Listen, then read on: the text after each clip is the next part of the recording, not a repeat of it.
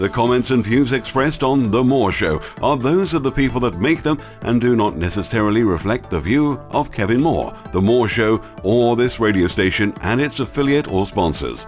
This show is for entertainment purposes only. Broadcasting from the UK and across the world online. You're now watching The More Show and I'm your host, Kevin Moore. Now for the next hour, I'll be covering subjects that will open up your mind and provide you with information you may have never heard before. Now on today's show, I'm about to be joined with my guest, Simran Singh. Now Simran is the author of the award-winning books Conversations with the Universe, Your Journey to Enlightenment, and Your Journey to Love. Now Simran supports individuals through personal life mentoring, virtual mentoring, online courses and more. Now as a speaker, storyteller and change agent that bridges humanity and divinity, Simran is devoted to being an example of boundless creative capacity for beauty, inspiration and empowerment. Simran Singh, welcome to the show. Thank you so much, Kevin. It's a pleasure to be with you. It's a pleasure to have you on, and thank you for retaping this. The last time me and you connected, it wasn't the greatest day for myself, so I apologize for that. And I really appreciate you coming back on because you do radio interviews quite a bit, and some of them don't always go to plan. That's right. Sometimes you just have to allow life to be life and understand that even in that, we're navigating through something that was intended. That's so true. And when I realized that you saw it like that, I was so touched. I really was. So mental breakdown over. Everything's good now. I've just got a lot going on. But I'll be honest with you, a bit of transparency with the audience here. I think I also did have a little bit of an addiction to marijuana as well. I'm actually living in Almere in the Netherlands right now. And I think a lot of the evenings, I was smoking a bit too much. And I think when I did that interview and it went wrong, I realized I had to cut down and not stop, but just at least be in control of it, right? So I'm going to be honest, I think that played a part as well. And I think when that happened, that was a sort of aha moment for me. I never came here to the Netherlands to be smoking in the evenings, but it was just something that happened. And I'm not going to call it wrong or right. I appreciate your transparency and your vulnerability, and I truly believe that everything happens as a sign, symbol, and synchronicity, and everything is a place that can allow us to learn. And just by revealing that, I think what you open up for people is an opportunity for them to see the mirror of where maybe addictions may be in their life. And that's so much of what my work is about. It's about looking at the world and allowing everyone and everything to simply be a mirror, and knowing that it's all a blessing because of that, because it gives us an opportunity to heal, to grow, and to really look at ourselves, because we can only see outside of us what we hold inside of us. Yeah, that's true. I think. Oh God, this won't be a counseling session. Don't worry. But I think, it's just a lot of work right now. I've read your bits of your story. You were in that space, weren't you? Where it's just work all the time. I think, if there was someone, this is a bit of an excuse, but if there was someone else in my life that was there, present, then I'm not saying that would stop me doing it. I'm just saying that I wouldn't be doing certain things because it wouldn't all be about me. Do you know what I mean? But I think it's just been a bit of a lonely life just right now where I've just had to just get on and make things work. But can you empathize with that, where it's been all work and not much else? My background came from a time where I was really robotic and very much a workaholic. And I think, honestly, because I had become to such a workaholic and so numbed out, that my addiction was work. And life has to crumble when we succumb to something like that. And especially when we become so addicted to the processes of doing, because that's not our inherent blueprint. We are not here to push, to strive, to do, to make happen. We are here to allow, to receive, to open up to something. And we're here to recognize that the only true one in the room is ourselves. And so anything that we're looking for outside of us, whether it is a relationship or a fulfilling feeling or status or applause, it is actually the only thing that can come from within us. And so that seeking outside is the debilitation that allows life to crumble, so that we finally have to turn back in and say, let me find my authentic nature. Let me find the real self that exists within me. Okay, and we're going to get into all that as well. What you've said there is a lot. Really empowering stuff as well. I love your work, I really do. That's why I wanted to get you on. And that's why I was so upset when it all went wrong that day. I was so looking forward to getting you on. You know, I even lost my interview questions on that day just a few minutes before I was going to interview you. I was just so mad. But, do you know, the time in my life right now, I've got to say, even though I've had that addiction, and I'm not going to say I'm not smoking anymore, I've cut it down. I'm in control now, right? But, and it wasn't like I was a lazy ass stoner just smoking all day, right? It was just in the evening, right? But, you know, even with all that going on, I've never had so much manifest for me so much so quickly, and been in alignment with life so much right now, and been as happy as I have been for a long while. So even though I've had that problem, it's not stopped me from getting on. Yes, it slowed me down, I know that, but maybe I needed that a little bit. Maybe I needed that. I don't know. Well, you know, I believe that we have pebbles, rocks, and boulders, and it's our willingness to identify what the pebbles are that decide whether or not we're going to receive the rocks. And if we don't allow ourselves to even see the rocks, then we end up hit with a boulder. And the boulders can be big, and they can be things that knock you off your feet and really help you get clear. And so often when people have manifestations show up, they get so excited and open-armed about all the manifestation that's appearing that they can sometimes stop to realize, what is it that I really want? What is it that really had me start on this vision in the first place? What is the fulfilling piece that my soul really longs for? It's not just about the manifestation. It's about true fulfillment. And when you look for true fulfillment, that requires balance, and that requires picking and choosing and saying, you know, some of this is what I really, really want, and the rest of this looks really good, but it's actually going to send me back into my patterns, behaviors, addictions, and shadow aspects. And I won't realize it until I'm in there. So it's about discernment and really getting clear on what to pick and choose from the buffet of manifestation that shows up. That is so true. Well, I'm just glad in all this I still kept going to the gym. So that was my one. We worked out while we worked. I did. You know, bodybuilding that was one little addiction that I've kept going, and that's been a positive thing. I hate the idea of traveling right now because I'm thinking, oh God, where's the gym going to be? But that'll work itself out. Wow, what you've said there is so true. And what I mean by that is, you know, I was looking at some alternative media just the other day, and I've pretty much gone against alternative media just right now because I think there's a lot of fear-based alternative media, not the kind of alternative media me and you do, but there's other stuff out there, right? No names mentioned. But then I realized why I'm so addicted to it, and I still love to watch it, because those people, no matter what they're pushing, they're addictive because they're living their passion.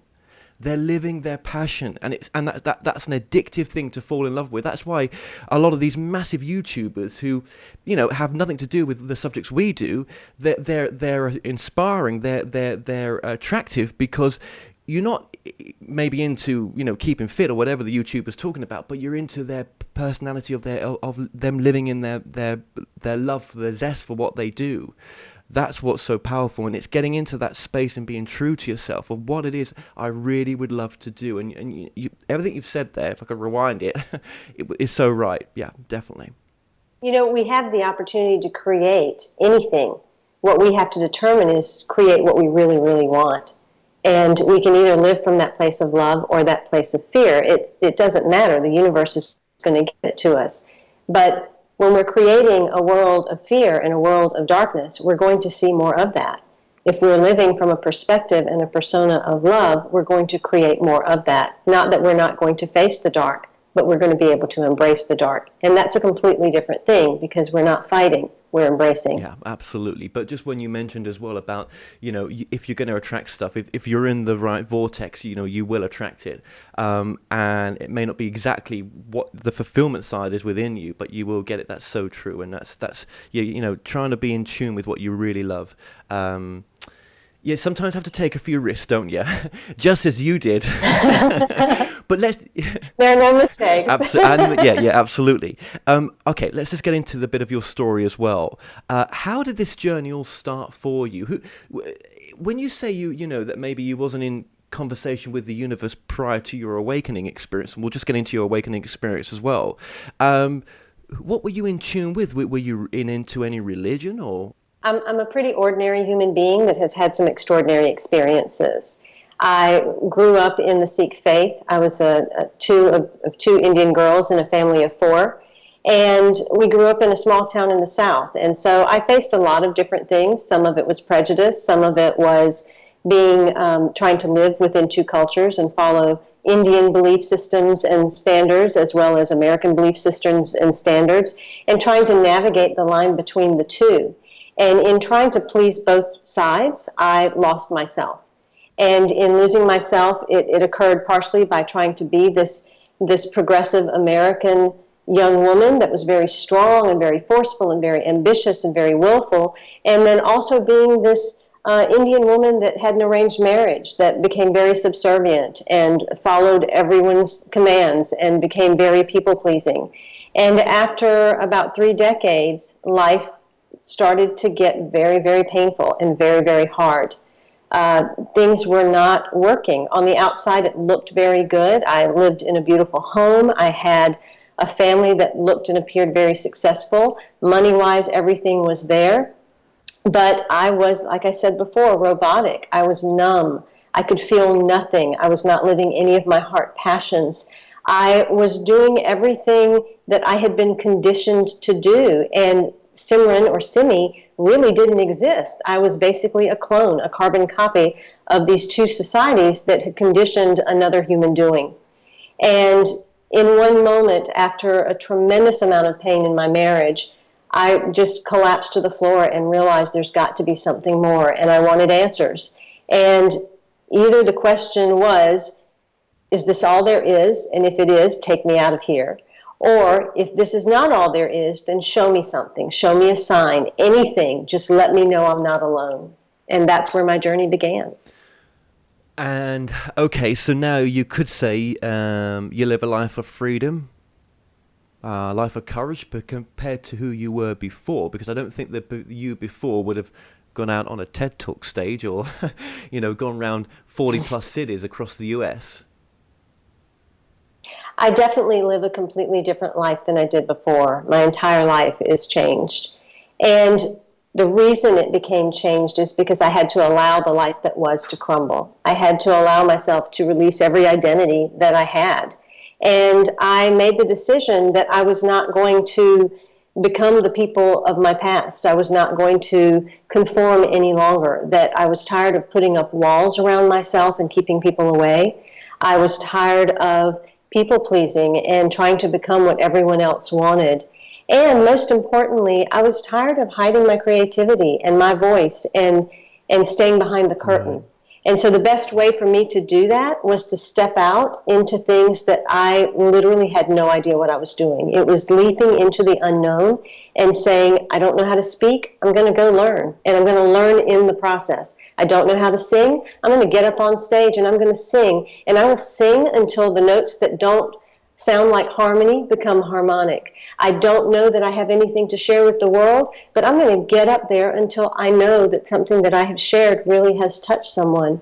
And it was only in leaping into the unknown and knowing that I didn't need to be trained, I didn't need to be certified, no one had to brand me, no one had to give me Shakti Put, no one had to anoint me, no one had to give me a degree, but that I already had it all inside of me. And if I was just willing to show up, that everything I needed would show up in the process as well. And so it was a life starting to be lived in timelessness instead of time, in boundlessness instead of being bound, in love instead of being armored against love. Wow. And the awakening experience you had at that time, which we'll get into as well, I mean, we've got so much to talk about, good stuff here. That awakening experience, could it have happened at an earlier age? Why? Because I think, were you in your 40, around 40 when it happened? Does the soul have different trigger points where it can come out and get, and know itself, basically? What I have discovered over time is we have different opportunities that we can open to our light and truly show up in the world that we're meant to show up. We each have a triggering experience at age 11 that gives us an opportunity to decide whether we are going to completely follow our divine path or whether we're going to stray off course and take the scenic route, which means a few dark nights until we reach the dawn. And those 11-year-old experiences can be anything like a divorce or a death or a move or the birth of another child in the family, something that really rocks someone's world to where all of a sudden the world has changed and things are not as they once seemed. In my case, my experience was not to know my divine light at that time. It was to take that scenic route in that dark night of the soul. And I continued on until about the age of 38. And it was at that time, after much struggle and much pain in my marriage, that I asked for those signs. And once upon asking, I started seeing the signs 1111, 25 to 30 times a day on everything. And that would be store receipts, billboards, clocks, license plates, mailboxes, bulldozers, I mean, you name it, and I would see 1111. And I started to say, wow, if this is showing up this many times a day, there's only one of two options. Either I really have completely lost my mind and I've gone crazy, or there is a force that is trying to communicate with me in some way, and this is the way they're getting my attention. So I started to notice every time the numbers would show up what I was feeling and what I was thinking. And in every instance, the numbers would pop up when I was dreaming about something or wanting to take a leap of faith, but I would start to talk myself out of it. And it was as if the 1111 would show up to say, we've got your back, go for it, you will be supported. And that led me on a journey to really want to discover, what is this conversation with the universe? Am I the only one having it? Or is everyone having a conversation with the universe and we've completely tuned out of it? So beautiful what you're saying, it really is. And I can resonate with you because I've gone through some things similar. But you know, obviously we've all got a different story to tell, right? But yeah, there's some bits similar. And does it, okay, so you talk about double digits when change happens. Does it have to be 11? Or, you know, you mentioned that 11, maybe we go through changes, but is it when we get to double digits, it could be any number, or is it 11 you think is a... Yes, 11's the first one. We will then hit an awakening point at every double digit. Those are master numbers. Those are opportunities for us to open to our mastery. And so you'll find that on the double digits. 1111 is something that I began seeing, and millions of people around the world do see it. But for many viewers that are watching this interview that say, well, I don't see 1111, what's wrong with me? There's nothing wrong with you. You are seeing something. There is some type of sign or symbol that is repetitive in your life, and it might be numbers, it might be an insect, it might be a bird, it might be a certain type of experience, but it is repeatedly happening to get your attention. And once it's gotten your attention and you open to say, okay, show me more, you will then start to have a deeper conversation. However, more than likely, whenever someone does see an interview with me and they hear about 1111, they do start to see those numbers as a confirmation of what they've just heard. Yes, I can imagine that. Now, I'm all about women empowerment, and I know from reading bits of your story that it was quite a nasty relationship towards the end in some respects. Why do you think you personally had to go through, and maybe I've got this wrong, but I think it was a bit of an abusive relationship.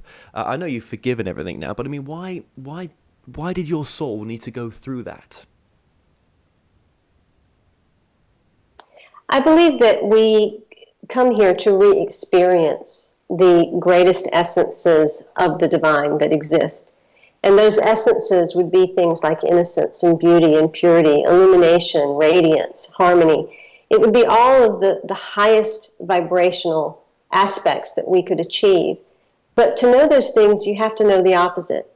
And to understand those, to really gain wisdom from them, you have to go through the experiences to be able to share that with others. I am an incredible mentor or coach or writer because I've gone through the dark. I've gone through the experiences and really understood what they mean.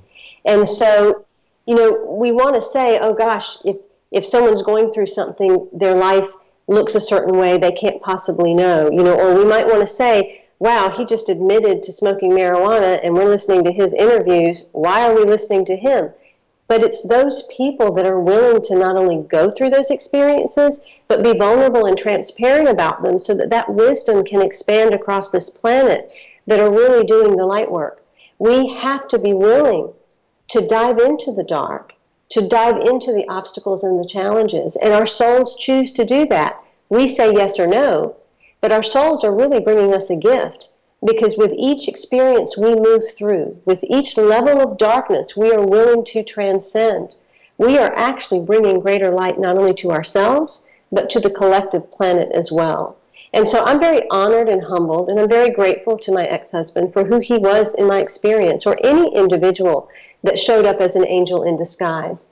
Because what they gave me was something far greater than I could have experienced had I had this amazing life where there was no obstacle whatsoever. Okay, and absolutely I agree with you. But I mean, if anyone's listening to this right now that's going through something similar, you don't have to put up with that, right? You can, maybe whatever the situation, you can find the strength within you. You've got to find it. It's not, not down to myself or Simran to do that for you. You've got to find it, but you will. And as Simran says there, it just makes you this new person, doesn't it, when you see the teachings of what and the strength that you can gain from some of these experiences. Don't always see them as a negative thing, that's what I'm saying, I guess, but at the same time, when they are happening, you can recognize them, and you can walk away and have the strength to do that, just as you did.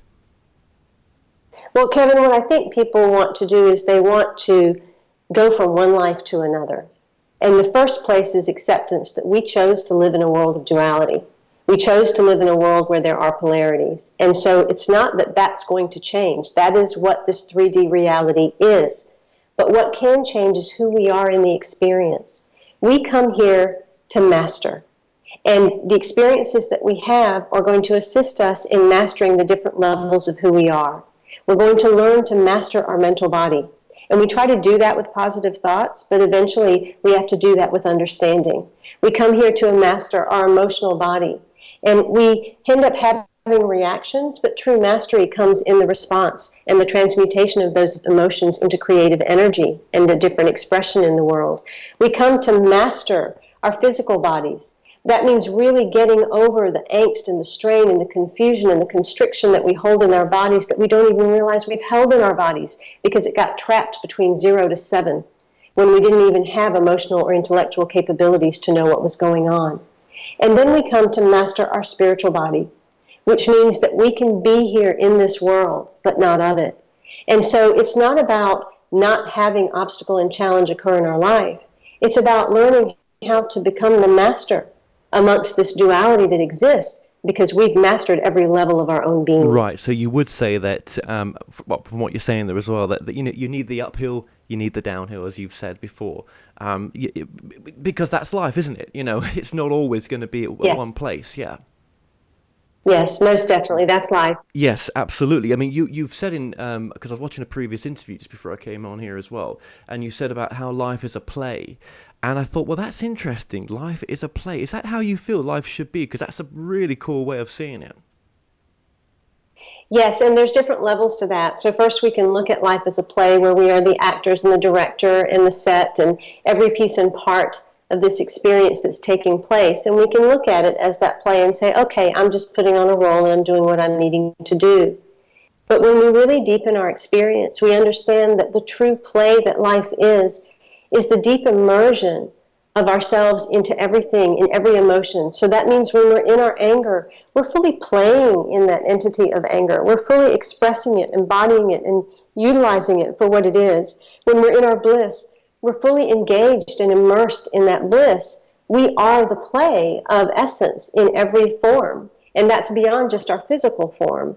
And so there are different layers to this play, and it starts with understanding that we are actors on this stage of life. Yeah.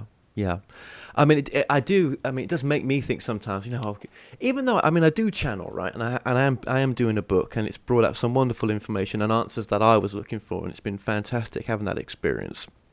But even all that, I still say to myself sometimes, why am I here? Was there just nothing better to do on a Saturday night but to come down here? um, but some questions I've stopped asking because I accept the present moment more than ever now. Being here right now and just showing up, that's the most important thing I can do. Yes, there is no past or future in the present moment. And to really ask the questions is only going to lead you to one answer, and that's you. And inevitably, even that is going to lead you to more questions. I believe we actually are not human beings. We're not human beings having a spiritual experience. I don't think that we are separate from anything in our existence. I believe we're experiencing itself. And the way that we do that is through inquiry. So what if we are actually the inquiry at all the time that we ever put one out there? Every thought or question we put out there, we've just seeded as another experience to discover more of experiencing itself. So if your inquiry is, who could I be if I traveled the country and I put on a one-woman show and I sang and I did comedy, who could I be? You're going to seed that into experience and you're going to discover what that really feels like, and you'll have the answer to your question. If your question was, I want to understand the duality of life, how do we forget? How do we forget who we really are? You will seed that question so that you really get the answer to that inquiry. And so we are not these beings that we think we're being. We are the answer to the questions that we put out there. Okay, that's very deep. That's really good. I like that answer. Whether I can process that all in real time right now, I'm not sure. But that's a great answer. Okay, we're experiencing itself. So whenever an issue shows up in our life, then that seems obviously not coming from us. So whatever. My dad just recently had an eye operation, or other issues going on in my life. Whatever the issue may be, someone's cut themselves or something like that. That's in our family. There's someone injured or something, right? Are you saying then in that example that those opposites are there for us to learn something, but they're also, they're a calling card to us because there's nothing separate? My book, Conversations with the Universe, is something that changes the way people look at the world completely. Because I tell them to look at those very instances that you've just described using 5 questions. And the first question is, where is that in me? And so if you're looking at someone that's just cut their hand, or someone that's just had an eye operation, or if you've seen the news and you've seen something that's taken place that's horrific, or you've witnessed someone receive an award and it's a really beautiful experience, you can ask the same question, where is that in me? Because what they're really showing you is an archetype and an image of something that exists within you. You cannot see something outside of you that is not within you, because you're the only one here. Everything outside of you is a projection field. And so what is a cut on the finger? It is self-expressed anger. It is the way that we beat ourselves up. It is the way that we bring back to ourselves something that we've done. What is an eye issue? It is a loss of vision. If it's the right eye, it is the loss of vision of our actions in the world. If it's the left eye, it is the loss of vision of how to receive in the world. If we are seeing someone that is instigating violence on television, what we are seeing is the degree of hate and violence that exists within ourselves, within our shadow side, that we don't want to recognize. And if we're seeing someone that's being celebrated with an award, we are seeing the ability of ourselves to be that high and that powerful in something we don't want to see with ourselves, but have the opportunity to. And their conversations with the universe. Absolutely. Let me just ask that question in a different way then, because that was interesting, and I didn't think I gave such great examples there. Sorry about that. Okay, well, let's look at what's going on now in the world with Trump and the elections in America that have taken place. Now, there were many actually spiritual people that contacted me over that few days of the elections that were really scared about Trump taking power and what had just happened. Well, not just scared, but it was more of the shock. I think more of the shock it was. Let's use that as an example in what you just said. So I'm going to take that one 2 different ways. Number one, let's take what's happened with Trump being elected. What does he represent?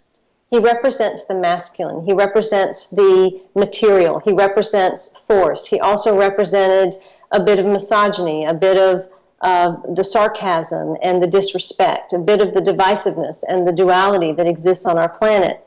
So what we got to see were all those aspects of ourselves. Many have written that he is an incredible narcissist. And we live in a very narcissistic world right now. That is a huge mirror for all of us to look at. We can even be spiritual narcissists. And it's the shadow side that a narcissist never wants to recognize within himself. And so Trump is giving us an opportunity to see that part of ourselves in the deepest and darkest form. But what he's also giving us is an opportunity to experience our feelings and our emotions. That election between Clinton and Trump, what it did that was of greatest value is it brought people to their emotions and their feelings that were repressed.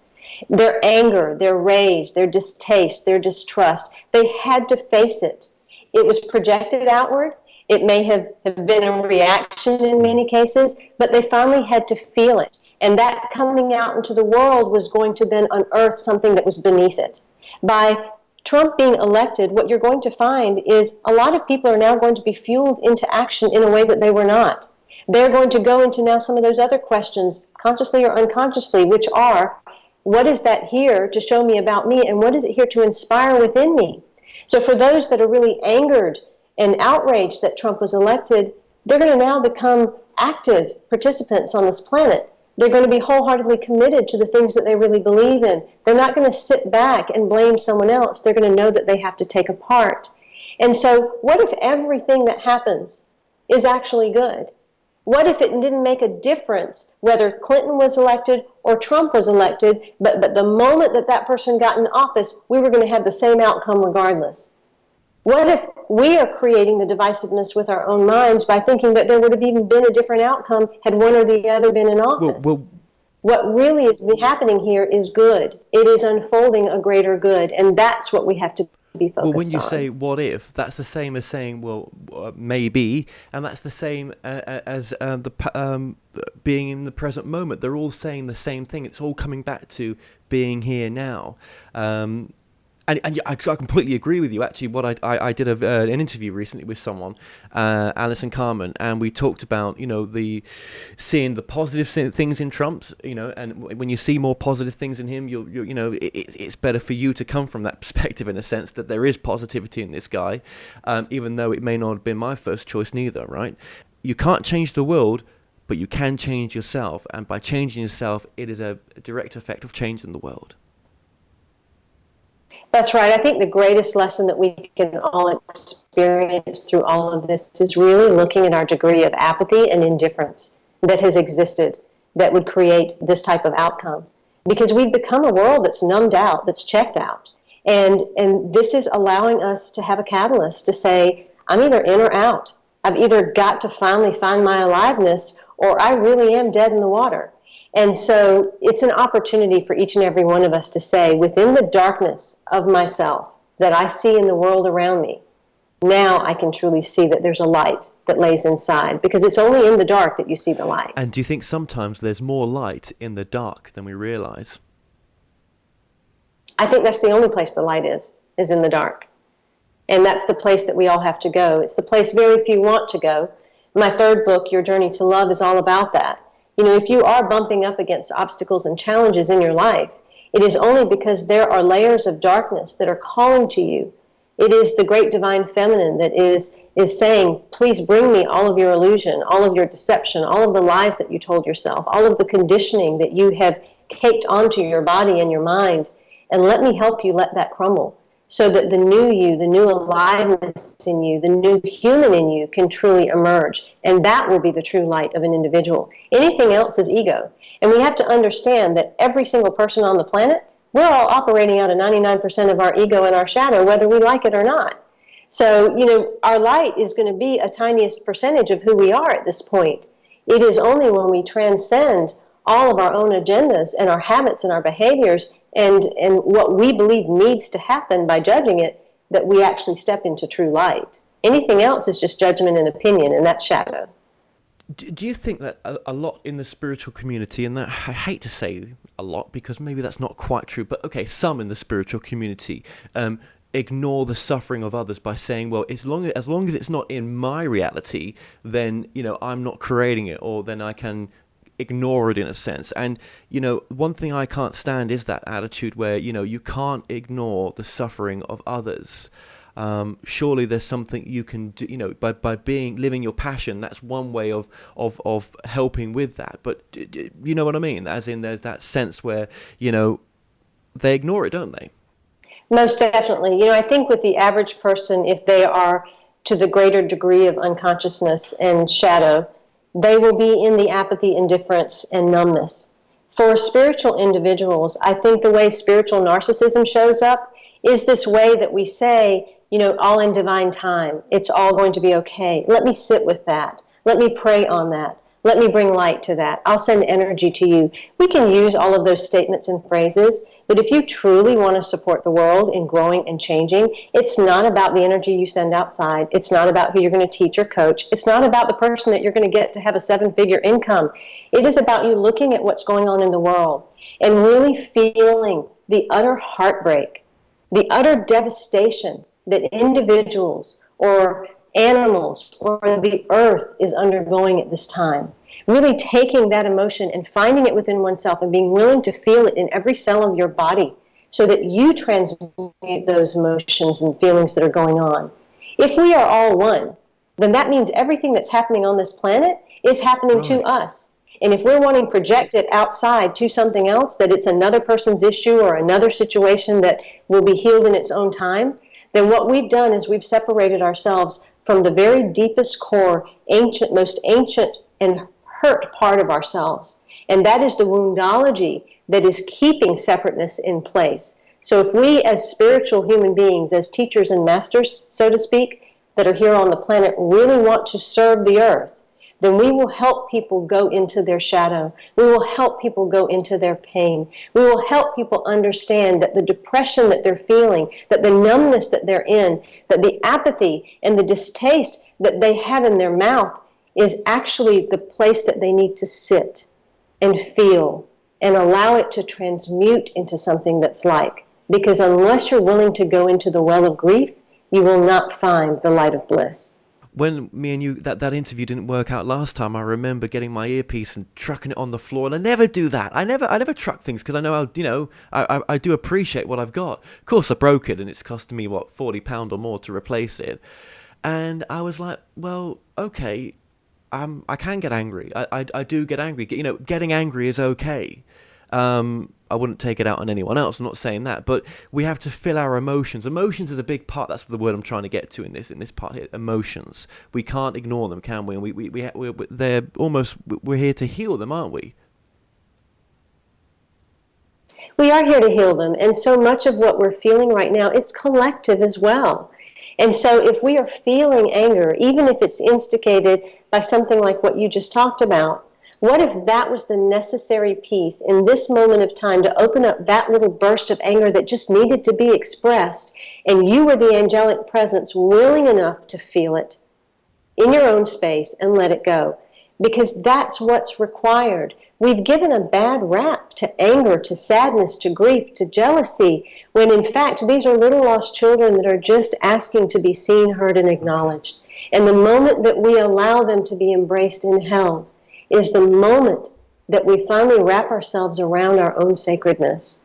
And that is when we meet lover and beloved. That is what your journey to love is about. When I write about finding your ultimate soulmate in my third book, it is about finding the shadow aspect of you that was willing to go through all the darkness and drudgery to help you find your light. That is the ultimate lover that has gone through everything to help you find this beloved aspect of yourself. I so want to get into that. I really do want to touch on relationships with you. It's so important. We're going to do that, don't worry. And I'm so pleased that you're just going to give us a little bit of extended time here. Thank you so much, because what you've got to say here is so important, and that's why I wanted to get you on. Because you're different as well, which I like different. I like all, right? But it's just nice to get an opposing opinion sometimes. And what I mean by that in some respects as well is that you would probably say that, if I can get the words out right here and actually find out what I'm trying to say, that you don't want to be a teacher or a guru. You want to be an example, because there's many teachers and gurus out there in India as well, but also in America and in Europe. There's there's so many to choose from, isn't there? And my channeling always says to me, it does not want to be the teacher. It wants you to become your own teacher. Do not hang on to these words. Yes, I am an example, and that is what I like to proclaim, because I believe that's all that we can all be. We are each unique in our genius. We each have some special spark that we are supposed to put on the planet. We're not here to be homogenized. We're not here to be copycats. We're not here to do what everyone else has done. We are here to be examples of a different way so that other people have the permission to go out and be themselves. That is the true embodiment of spirit. We are pieces and part of a divine puzzle. And so no two puzzle pieces are meant to be the same. By me being willing to be the example of Simran Singh on the planet, willing to walk my walk, talk my talk, express my creativity in the way I express my creativity, be the love catalyst and the rebel humanitarian that I am, I let people know that who they are and how they do it is perfect. And it is unique to them, and no one has to approve, and anyone's disapproval has nothing to do with them. And so if that's the only thing that I get across, even to a handful of others that are willing to be rebellious in their own life, then I've done what I'm here to do. Because we are here to express who we really are. And only our contract with the divine is the one that says what we've done is perfection or beyond perfection. It can be nothing less. That's so true. That's so true. And, just going on from what you've said there as well, does it really, if we're living our joy, it doesn't really matter what we're doing, as long as we're not knowingly hurting someone else or ourselves, we can find enlightenment in any job, can't we? We can. If we go back to even, Trump's election, or we look at the state of the world and economics right now, I think what you're going to find is people are going to be forced into lives of simplicity. The material excess that has been on this planet and the waste is going to have to come to an end. And the illusion of status or high profile or celebrity also will start to crumble, because what we're here to see is that the smallest ant is as valuable as the largest mountain. And truly, by just doing what we're here to do, by just being the essential piece of the whole in the way that we're here to be, by doing what we love to do, that's all we have to do, is do what we love to do. We can step into a place of trust where we realize that we really are taken care of and that what we need does come to us. But it is stepping into those places of allowing ourselves to trust, and that's a hard place for people, which is why we are actually co-creating simplicity on the planet as we move forward. And that simplicity is going to feel painful to some, it's going to be a struggle to others, and for many it's going to be a relief. And so I ask for people to really try to embrace it as it comes, because I think you're going to see that is happening more and more. Right.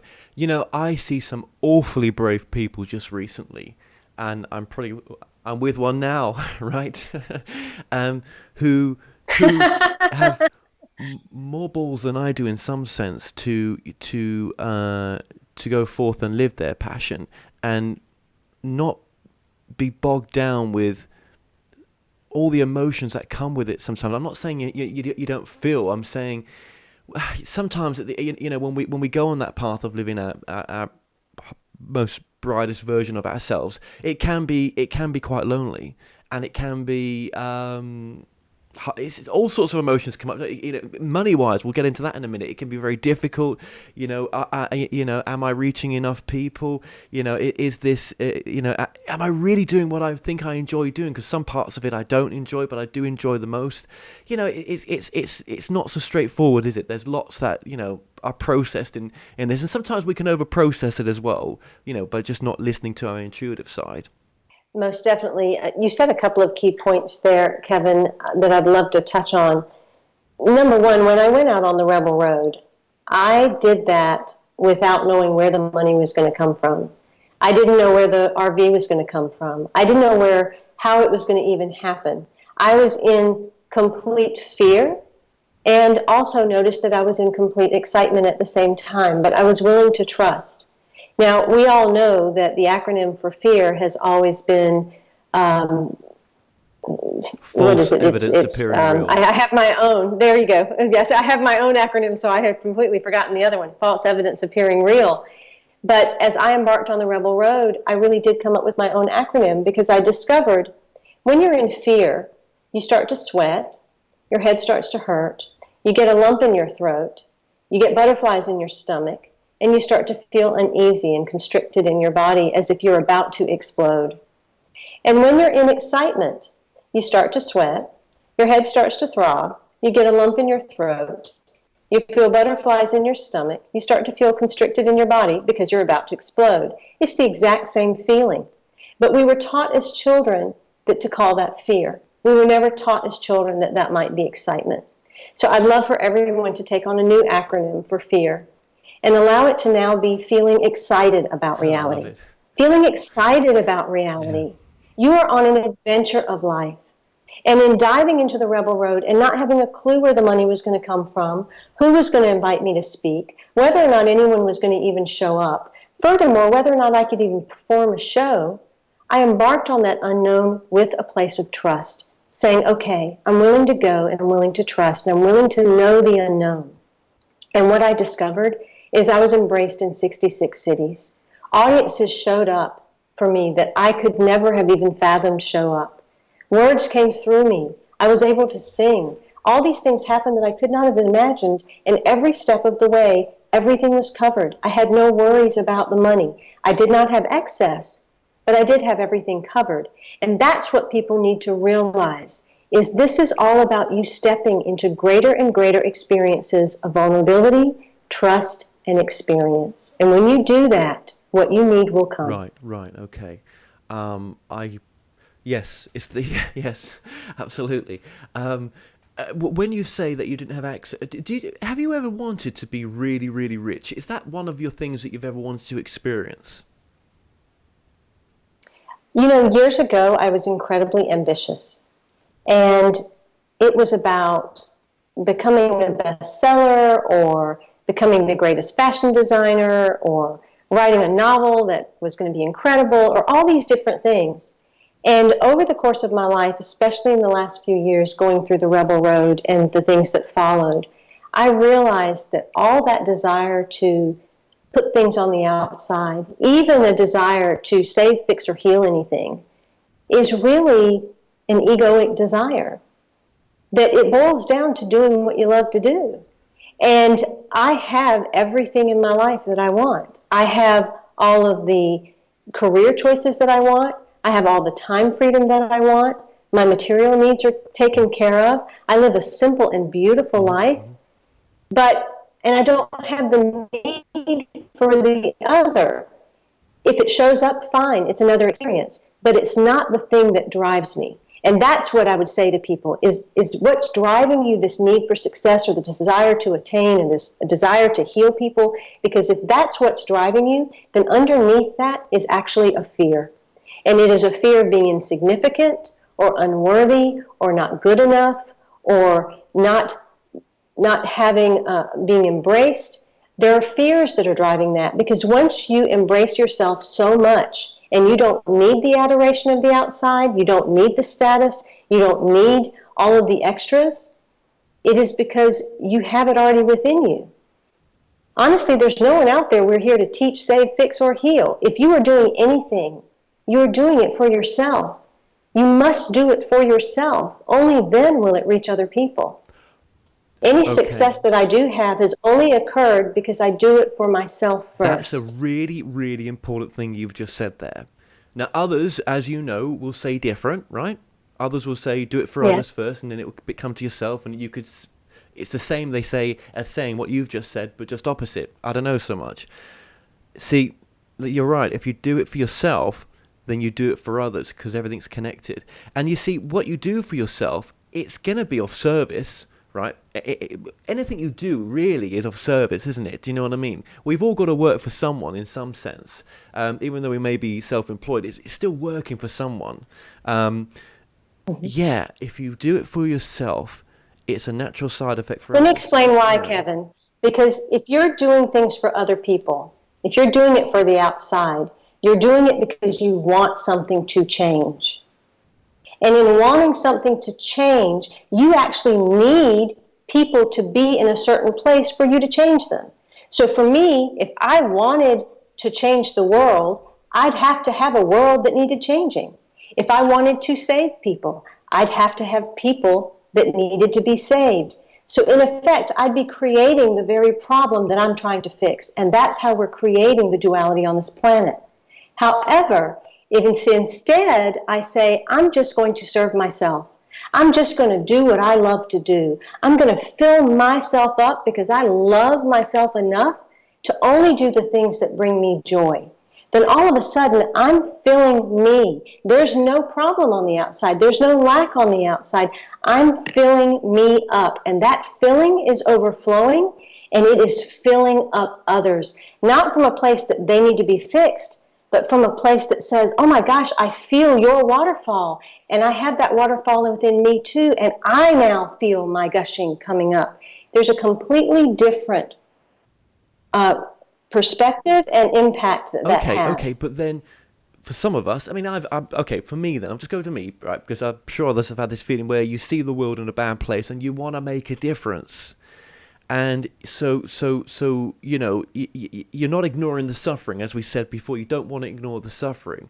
But is what you're saying then, what you've got to do, if that's the space you're coming from, what you've still got to do is still got to be for you, because if you're not doing it for you, it's not going to last long, because you're soon going to give up in a sense. You just said it again. You said, when I see the world in a bad place, I want to do something because of what I see. Yeah, and you said the world wasn't in a bad place. That's the projection field. Right. So what you're seeing is your projection field from your filters of how you viewed the world from 0 to 17. And so those projections that you put outside, if instead you would say, what is it that I see in the world that is bad? Well, I see suffering. Okay, where am I suffering? What is my suffering? What is my suffering asking of me? What does my suffering feel like? What is my suffering longing for? What did my suffering leave behind? And you feed that instead of what you're projecting to the outside world as their suffering, you will actually be doing more for collective consciousness than trying to get out there and fix everyone else's suffering.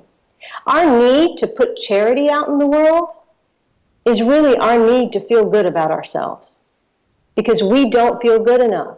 So when we go give charity, when we go try to present ourselves as someone in the world that is saving everybody, all we're really saying is, I really don't feel worthy enough, and so I'm going to put on this mask of how good I am and how giving I am so that everyone else can tell me that I'm good enough. Does that make sense? What I would say is, it's difficult to be coming from oneness and knowing that I'm connected to that person that's going through suffering, or masses of people in their own ways going through suffering, and not wanting to leave the world in a better place when I've gone. Not, you know, so when I'm not here anymore, you know, there's something I've left behind that helped the world out, just like what you're doing with your magazine and everything, and other people are doing with their gifts. We're kind of saying the same thing, aren't we? We are, and I think there's probably just one point that's being missed. I'm not saying don't be active in the world. What I'm saying is, what is the foundation of your activism in the world? Because I have things that I want to do in the world, that I want to see in a purer place, or know where injustices have taken place. So I know that there's change that needs to occur in those places that I have blatantly seen the injustice. But until I'm willing to find all of that in me and neutralize all the emotion and find all of the healing within myself, so that my response is from a grounded place of neutrality, no real change will happen. I will only keep the problem in place. So it is about doing our own internal work first, and only stepping out in the world in a way that feels like inspired creativity. There's a difference between inspired creativity and reaching out and trying to fix. One is codependent and one is interdependent. And could you apply what you're saying there to most kinds of jobs? Yes, you could apply that to jobs, relationships, work, charity, anything. If it is being done in a place of trying to fix, save, or heal, it is codependent. If it is done from a place of inspired creativity, it is interdependent. Mm-hmm. Okay. Well, one of my things right now is that I would like to set up a spiritual news network in the future. Whether that will change to me bringing it more into the present moment, I don't know. But this is what I'm thinking of heading towards, and I would be doing that mainly for myself. I think mainly for myself, but I know without having to think too much about it, it would be of great benefit to other people. I know that because I'd make the programming to reflect that. So if your focus and vision could stay so purely in, I, as Kevin, want to experience myself as someone who creatively expresses in the world through my voice, that creatively builds an empire. I want to understand what it's like to build a news empire that's spiritual and positive and uplifting. I want to experience myself in this way. All of a sudden, that has a different energy, that has a different expansion than someone who says, I, as Kevin, see the world as a broken place, and I need to put some media out there to help fix everybody, because until I do this, this world is not going to be saved. Do you see the difference between the two? One is creatively inspired, and the other one is codependent of, you're broken, I'm going to fix you. And that's where we have to get the distinction. And as well, you can't think that just because you're going to put said material out there that it's going to resonate with everyone. It's only going to resonate with a few people who are on the same frequency as you, or on the same level as you. Yeah, which is true. It's yeah. So I mean, this whole thing about going back to what I was saying, I guess you're right. Actually, the change in the world, you can't. It's just you're just doing your piece, aren't you? It's your bit you're doing, but you start with you. Start with you first, with what you're passionate about, with you're in love with, and then you will meet somewhere in the middle with those that come across your material at the right time, that they needed place. And I suppose it's the same with yourself. Absolutely, it's the same where where people have come into your life at the right time, and I bet there's no one that's not come into your life that wasn't meant to. Exactly. If I look at my life, I began 1111 magazine after that spiritual awakening experience. I was guided to do that. And the words I heard were, you will heal and others will heal. 1111 magazine was created specifically because I did not experience any beauty in the world. I didn't feel it in my life. I felt ugly. I felt weak. I felt uninspired. So 1111 magazine was created so that I could create beauty, so that I could feel inspired, so that I could put something out there that birthed through me. I never did it for anyone else. And each and every issue that I create, it is a place of celebration for me. It's a place of beauty. It's a place of inspiration. And I continuously just do it for me. I celebrate a lot of other people. Honestly, I don't do it for them. I don't even do it for the readers. I can't. Because the moment I start doing it for other people, it dilutes the process. The ego is deceptive intelligence that will find its way in the most minute of ways. And so I have to keep myself focused that, Simran, this 1111 magazine is in its purest form because you're creating something that will so utterly fill your own heart and inspire you to no end that whatever it does in the outside world is none of your business. That's a how, that's not your concern. And that's what I've done with the radio show 1111 Talk Radio, with the magazine. And despite me focusing on me, it has impacted people all over the world. And that doesn't change how I do things. And that's probably the greatest thing I could tell anyone. Follow your dream, do it completely for you, keep it in its purest form so that it continuously fulfills you for what you need. And I guarantee you it will touch the people it's meant to touch. And I really appreciate you sharing that with us right now. I really do. Now, I know we've gone 10 minutes over here. We're going to continue just to go a little bit more. I wouldn't normally do this, but I just want to spend a bit of time with you, if that's all right. So just at this halfway point here, let's just get your websites as well. And by the way, they've been coming up on the screen along with your books, but just for a podcast, your website is? It is I Am Simran, IAMSIMRAN.com, or 1111mag.com, 1111mag.com. Okay, wonderful, thank you. And we're just going to play your TED Talk right now. We'll be talking over it, so it's coming up on the screen. I can't send you the signal right now, but we've got it on the video screen right now. And I did listen back to part of this TED Talk. It was very touching, Very touching. I thought really beautiful, and it's not a thing that everyone does. So congratulations to you for doing that. Yeah, it's incredible. It really is. What a journey you've been on. What a journey, and the journey's still going, and you're still young, and there's still lots and lots that you'd want to do yet. What are some of the things? I mean, do you plan much forward, or do you try to stay in present moment? I have never had any idea or clue as to what I've been doing at all when I started my spiritual journey. I've not known in one iota what I was doing, and I am going to stick to that plan because that seems to work for me.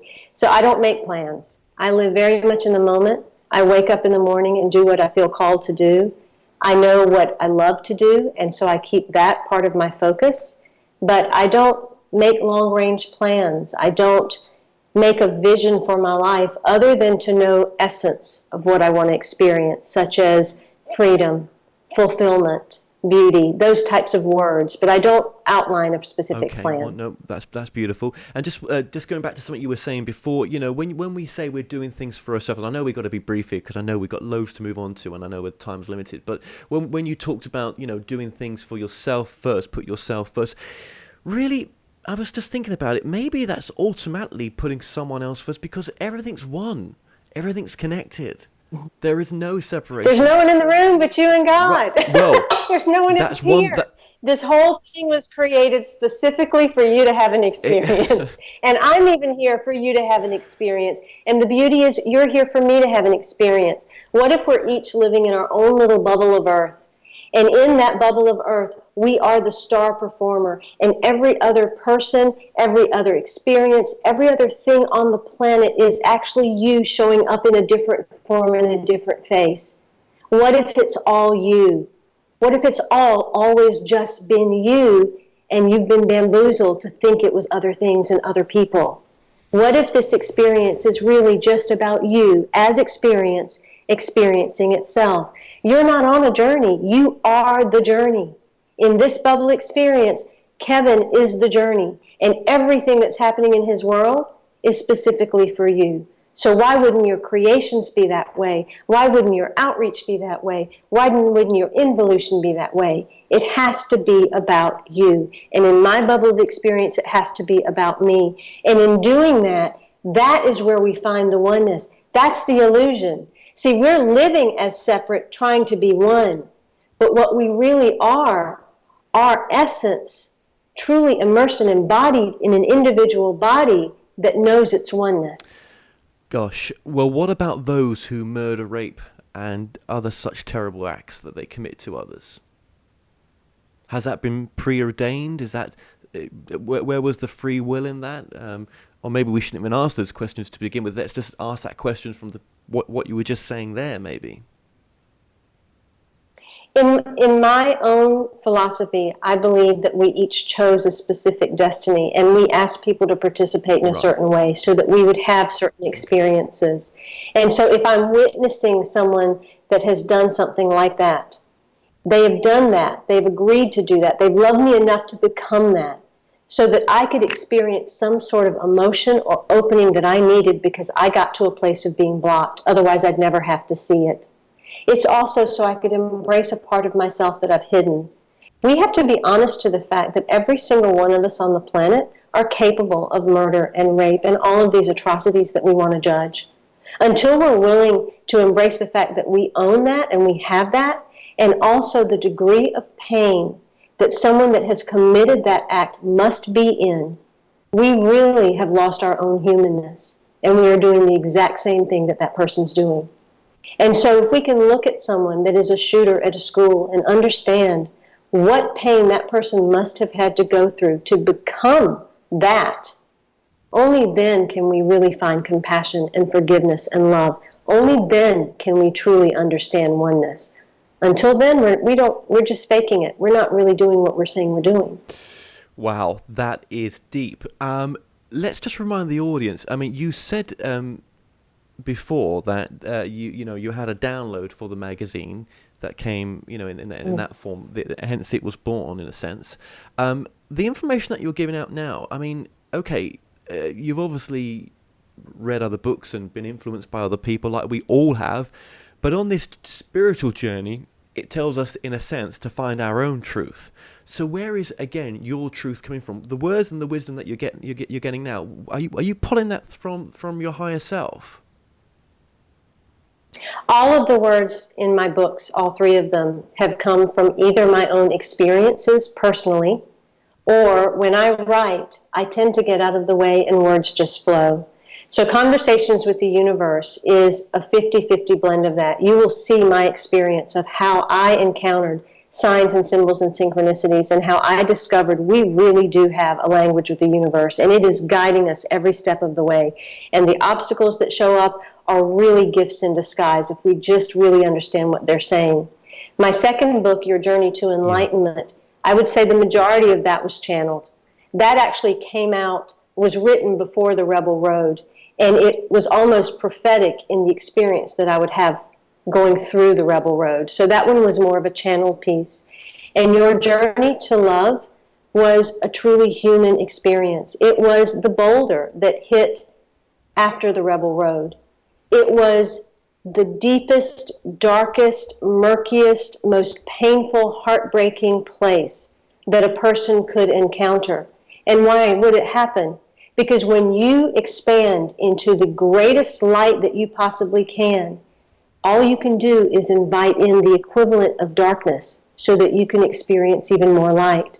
And so I had to experience something so utterly traumatic that it would bring me to my knees, literally taking my legs from me, and so that I would truly dive into the depths and the darkness of what it means to be compassionate, to be humanitarian, to understand the world's suffering, to know what we're really here to do to transmute that pain. That is what Your Journey to Love is. And it is about finding the beloved which is within us. Okay, and that's your truth. And well, actually, just before I ask the next question, okay, so you did channel. That I thought that would be the case in some of this material. And do you mind using that word? Is that okay with you? It's just a word, isn't it? You can use it. I have my own view about angels and channels and everything, just as I believe that all of the world is us speaking back to us. I think that we also project onto, things like channeling and angelic beings and things like that. It's all us. We are oneness. It is all us. So anything that we are pulling out of the ethers, it really is the oneness mind that we are trying to pull through our separate bodies that we have decided as separate. And then we call it channeling. So to do that kind of creates a division in my mind. It's me. It's you. It's all of us speaking through me. Look, your truth's your truth. And other people won't resonate with that, or they'll have a different truth. Are you able to go along with other people's truth that's different to yours? I believe everyone is allowed to have their own truth. I am a person that's very, very open. I will listen to and observe anything and allow myself to see the different perspectives. And then I do what I tell people to do with my work, take what resonates and leave the rest. Ultimately, we have to decide what's true for us. Yeah, absolutely. Now, thank you for that, by the way. Now, your book, Your Journey to Love, I just want to get into relationships a bit. You talk about in that book as well, the little quote there, the soul's true mate is no further than one's nose. Now, that's taken a little bit of a snippet just from something you've said. Is that right, that basically someone that we're meant to be with or could be compatible with or we do like is actually that far away sometimes? It is true. The title of that book can be a little confusing to people because we are so outwardly projecting that we are constantly looking for everything outside of us. And love is probably the biggest thing in the world that we look for outside of us. We want that person that we can come home to, that can cherish us, that can celebrate us, that can be our everything. And we can't have that until we are giving that to ourselves. And so the walk through Your Journey to Love is really understanding that your first and only true soulmate is the one looking at you from the mirror. It is literally the one that you look at in the bathroom mirror. And when you can truly love that one as you would this soulmate that you want on the outside, then you will attract the one that you're really looking for. Until then, you are going to attract the ones that will help to trigger and pull out all of your patterns, behaviors, and shadows, because that is the true purpose of outward relationship. It is meant to grow us, to heal us, to expand us. And you will know your growth based on the level of partnership that you are attracting into your life. As you grow and expand positively and in a higher vibration, you will attract in love relationships, work relationships, family relationships that will reflect the same. And when you get to a place of true and deep self-love, you will attract in that individual that has the full capability and power to fully be themselves in the world, and honor that you can fully be yourself in the world. That I do feel that. Yeah. Where can I go from there? Yeah. So many places. Okay. Yeah. When you're yeah. That's so true. The person that you attract is the frequency that you're vibrating at. Now that's just another way of saying it. That's my way of understanding it, right? But whatever, it's where you're at. So when I look at previous relationships, even short ones, and I'm thinking now, whoa, I was attracting that person. Not that there's anything wrong with them, but for me, I guess I would rather be with someone that's on the same level now with spirituality. I don't think I would ever want to be with anyone again who was not able to have those conversations with. Whether that's wrong or right, I don't know. I guess I'll learn that. But I've had the opposite all before, always, and I want something different now, right? Well, most of us do tend to have the opposite for a long time, especially if we are inclined toward a spiritual path, because we need those kinds of people to help us commit to our spiritual path. If we didn't have people that were the naysayers and pushed our buttons, would we really go inside? Would we really want to evolve? Would we really want to know more? No, we wouldn't. And so we needed them. They were probably the perfect teachers. They were the best gurus. They were the ones that actually got us to move forward. And when we get to the point that we are really in places where we've mastered our mental, emotional, physical, and spiritual body, what we will end up doing is either attracting the equivalent or attracting one that will be somewhat of a student, that we will then be that trigger for them, and it will help them Now grow. that's true. Oh God, that's so true. Yeah. But though for some people, right, they may not need. I mean, this is just my truth here. You can tell me what you think of this. They may not need to go with anyone that's going to push those triggers for them as deep as what What I'm saying is, they may not need to go with someone that's completely not spiritual if that's where they're at. They may be destined to meet someone that's on a same level, yet maybe that other person, as you say, is going to be someone that's going to help them along the way to progress them further. Could you say that's true, that you don't always need to go through all the crap that sometimes we've gone through? There's different souls have different courses. You don't need to go through obstacles and challenge. I think if we go through obstacles and challenges because we are approaching life from our very humanness. The human side of us, the egoic side of us, the shadow side of us is going to see obstacle and challenge. The divine side of us would not be triggered or upset by anything. What I have discovered is, as you deepen your self-love, you get to a place where you don't even really need a partner. You don't need a love relationship. You don't require anyone else, because you are so completely filled up by yourself that life actually is very full without the person. It's not that you're closed off. It's not that there's not someone that could come. It's just, it's not the need like it is in so many cases for so many people. And when you reach that place, only then can you truly open up to someone else coming in. And like I said before, they will truly be able to be themselves. You will truly be able to be yourselves. And all your quirks and tendencies will not trigger one another, because we all have them. We're human.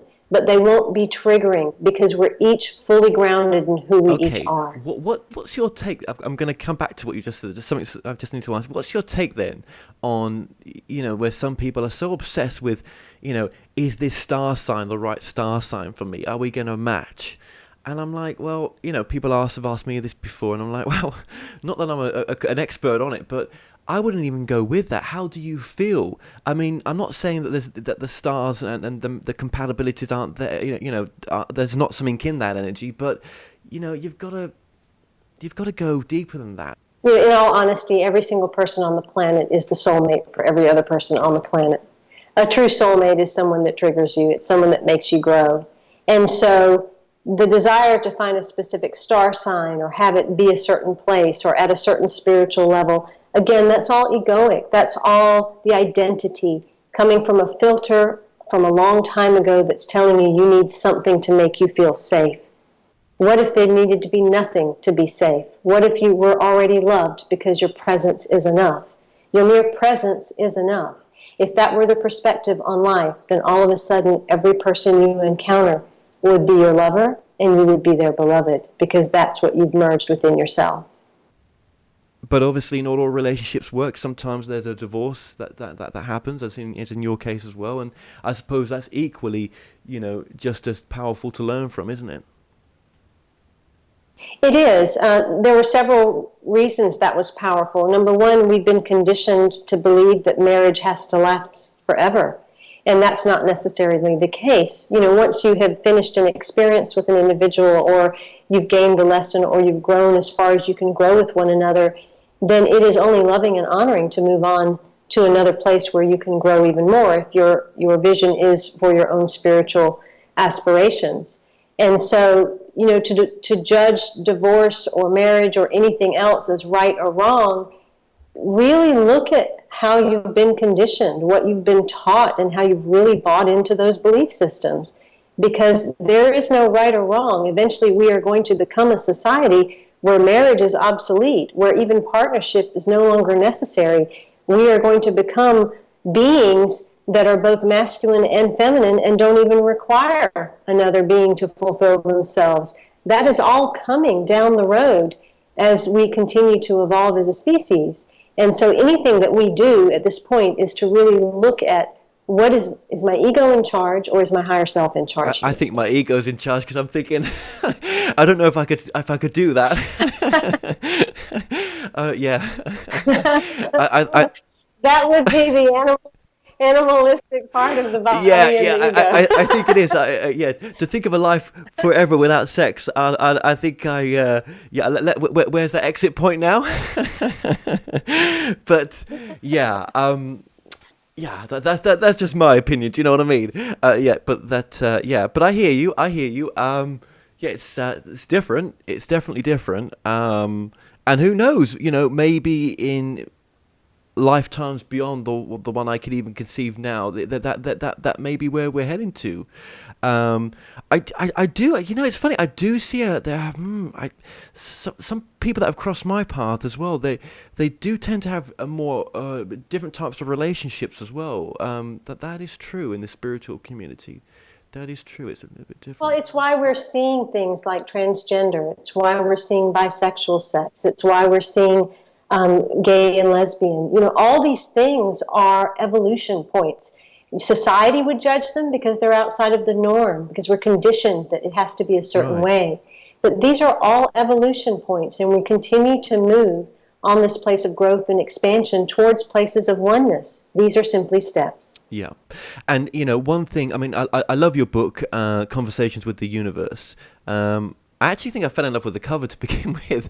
That's such a cool cover. And it reminded me of the book Conversations with God.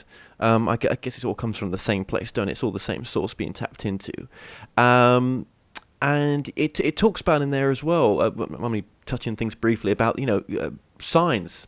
Signs, we do not read the signs sometimes too, do we? The signs are right in front of our face, yet we don't want to. It can't be for, we say to ourselves, it can't be possible. No way is that. No. But it's there, isn't it? Always there. Well, our typical conversation is, you know what, Kevin, I just saw something. It must be a sign. I'm certain it's a sign. And then we go back to ourselves and we say, all right, universe, could you give me one more sign? Because I'm not really sure if that was the sign. And then we get a second sign. And then we're like, oh my gosh, that's the sign. That's the sign. Well, give me one more sign just to make sure. If I have 3 signs in a row, then I'll know this is what I'm supposed to do. So we're continually asking for the signs, but we're never really participating in the conversation. And that's why I called my book Conversations with the Universe. The signs show up in response to something we've put out there. When the sign appears, it's so that we do an inspired action in the world. something based around what the initial question was. When we put that action out in the world, what we will find is we will get another confirming sign, and a door will open, or a conversation will happen, or a person will show up in our lives to further us along. And then we are to put another action or question out into the world, and then we'll get another sign. That is a conversation. It requires two. It requires relationship. What we are here to learn is how to be in relationship with ourselves, with each other, and most importantly, with the universe. The universe will make it happen. Isn't it sometimes the case that if we just go with the flow, which is a bit like going in present moment, I guess it is, that by going with the flow and putting out there what you want, I'm not saying you don't move your feet and do the things you need to do to make things happen, just with your magazine. If you don't, do the articles and everything else, you've got to do, but just flow in it. If it's going to be, it's going to be. Yes, it really is about, are you open to the magic? Because there's a magic that lives in and around us all of the time. And it's wanting to play with us. Are we being too serious to not play back? The one thing about children is they manifest like crazy. Right, yeah. They completely understand that if they live in their imagination and they dream about something, it invariably is going to show up because they believe in it so much. And they talk to the universe through their feelings, through their words, through their actions. They are inspired. My second book talks a lot about how we are really here to remember how to be divine children, to live with the essences that they are here to teach us. And once we move beyond the conditioning, we can step back into that magic. And so are you willing to truly live as a divine child that is fully open to the engaged conversation with your mother, father, universe, as the child with whom it is well pleased that you receive each and every wish that you ask for, because it is your inherent divinity and goodness that is to bring it to you. Right, absolutely. And yes. Well, I wanted to talk about as well, sensing the answers was one of them.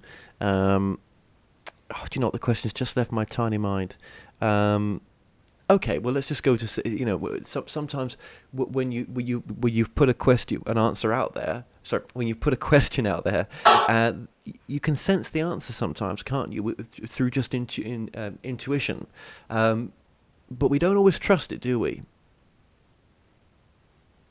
We don't trust them, and we start to repeatedly ask, but that's why there are things that you can do to initially establish that trust. You can look up what certain things mean, whether it's in your dreams or whether it's a sign that's showing up.